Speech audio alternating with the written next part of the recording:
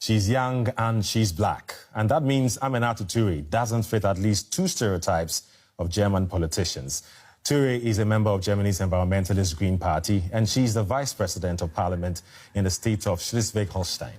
She was born in Germany. Both of her parents came here from Mali in 1991. And she joins us in the studio. Aminata, many thanks for your time. How are you doing? Thank you, I'm fine. Thank you for inviting me. Well, thanks for coming, because you have a very busy schedule. But first thing I want to find out is, how is it like being the first Afro-German and the Vice President of a German parliament? It is absolutely incredible for me, but especially for the community of Afro-German people in Germany in general, I think. Mm-hmm. But what makes it that special, you being Afro-German? There isn't so many Afro-Germans in politics, so that means that we're not very well represented in the political system in Germany. And that's the reason why it is important that people like me, people like us, are represented in the political system. Yeah. Now, as you rightly said, it's basically 1 in 4 Germans have a migrant background, but it doesn't seem like the representation is that stark when it comes to politics. Why is that, you think? I actually do ask myself the same question, why is it like that? And I think this is something which needs to be changed, because I think the perceptions of how society works, of how politics work, is very important in the meaning of where am I from? And I think that we need to be represented in the same number as we are in the society in politics. Mm. You've been very outspoken about many things, talking about equality, women's rights. One of the other things is the asylum policy. You living in Germany, born and bred here. What do you make of the current asylum policy?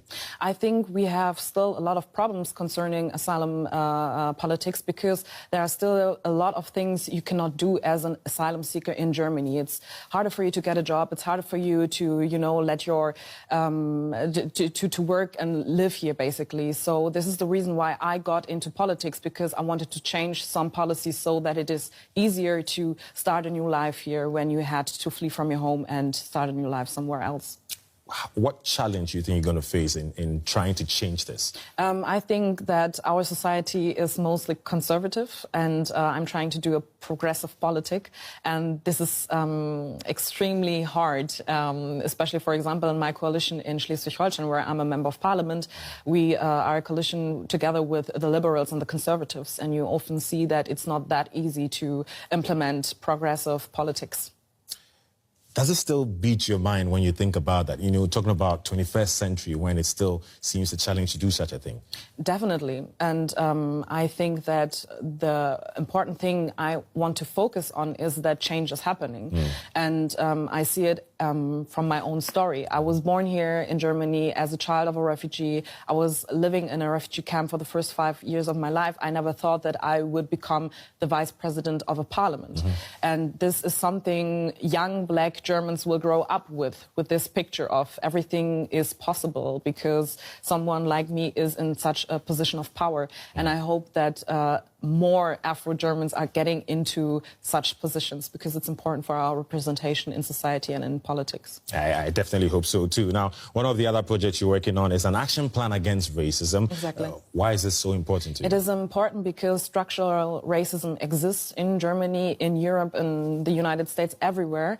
And it makes that we cannot achieve whatever we want to achieve. It's harder for us to get jobs. It's harder for us to get a place to stay. It's harder for us to be who we are in this society. And concerning police and other structures in our society or institutions.